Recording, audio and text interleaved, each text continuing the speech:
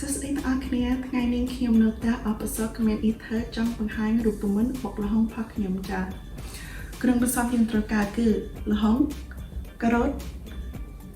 ពីងប៉ោះម្ទេសហឹរក្រូចឆ្មាទឹកត្រីជីងកាំខ្ទឹមកាក្រៀមកាពិក្តាមពគាស្ករចា let's get started មិនបងគេយើងត្រូវការខ្ទឹមហើយម្ទេសដាក់ចូលត្បាល់បុកហើយម្ទេសហ្នឹងយើងចូលចិត្តហឹរប៉ុណ្ណាយើងដាក់ប៉ុណ្ណឹងប៉ុន្តែខ្ញុំចូលចិត្តបន្ថែមម្ទេសពេលខ្ញុំភ្លក់រសជាតិនៅចុងទីបញ្ចប់ចាហើយយើងបុកទាំងពីរហ្នឹងចូលជាមួយគ្នា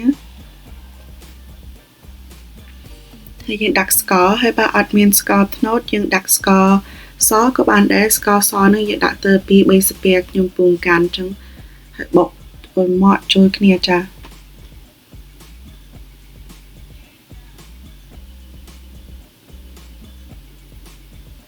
ដល់ម៉ត់ហើយយើងយកក្រូចឆ្មាមកច្បែកចូលត្បាល់បុកហើយកុំខ្វល់នៅក្រូចឆ្មានឹងនៅចុងក្រោយខ្ញុំច្បែកឲ្យពេញលេញប្រទេសនៅក្នុងវីដេអូនឹងខ្ញុំដាក់ទៅច្បែកទៅតិចតិចទេឲ្យមើលខេងកប់សេរីអញ្ចឹងណាចាហើយដល់ហើយយើងត្រូវការពីងប៉ោះហ្នឹងខ្ញុំហាន់ហើយដាក់ចូលតទួយបានខ្ញុំចាក់ចូលត្បាល់បុកខេងឲ្យកប់សេរីហើយយើងមកយកមកច្បល់តិចហើយបុកតិចទេកុំបុកឲ្យខ្លាំងពេកខ្លាចយើងធ្វើពីងប៉ោះនឹងឲ្យម៉ត់យើងអត់ចង់ម៉ត់ទេយើងចង់ទៅឲ្យចូលរសជាតិទៅហើយយើងត្រូវការការ៉ុតហើយល្ហុងប៉ុន្តែការ៉ុតហើយល្ហុងនឹងខ្ញុំអត់បានបង្ហាញរូបភាពខ្ញុំរស់ហើយ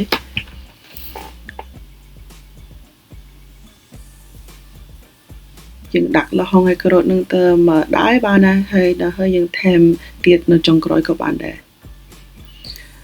បុកឲ្យម៉ត់មិនសូវម៉ត់ទេប៉ុន្តែឲ្យច្បល់ឲ្យបានចូលគ្រឿងផ្សំហ្នឹងហើយដល់ហើយយើងយកទឹកត្រី2ស្ពាយបានហើយកុំឲ្យប្រៃពេកហើយច្បល់ជាមួយគ្នាមានគេប្រាប់ខ្ញុំថាយើងដាក់ទឹកត្រីនៅចុងក្រោយយើងដាក់ល្ហុងហើយការ៉ុតអីចឹង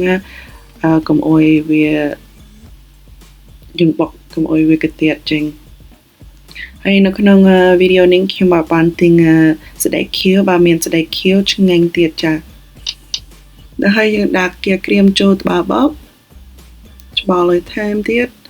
ហើយយកកាពី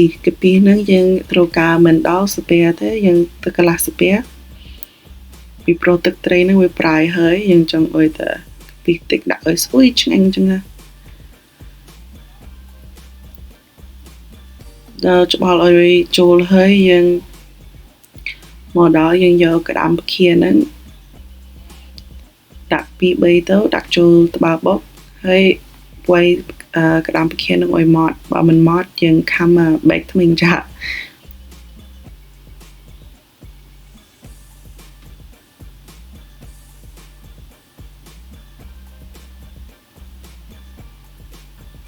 នៅក្នុងវីដេអូនេះខ្ញុំបានបង្ហាញដូចយើងដាក់ក្តាមពគាច្រើនប៉ុន្តែចុងក្រោយខ្ញុំដាក់ចាហើយចុងក្រោយបញ្ចប់យើងដាក់ជីងកាមចូលទៅច្បល់ឲ្យគ្រប់ហើយដល់ហើយចាក់ចូលក្លាមនេះទៅក្លាមធំហើយយកដៃយើងច្បល់ឲ្យសក់ចា Thank you for watching everyone. Sorry my Cambodian was a little bit broken, but you know it's more easier when you're speaking with your parents than behind a screen. Thanks again, and I hope you like my bok lahong recipe. Don't forget to like, comment, and subscribe.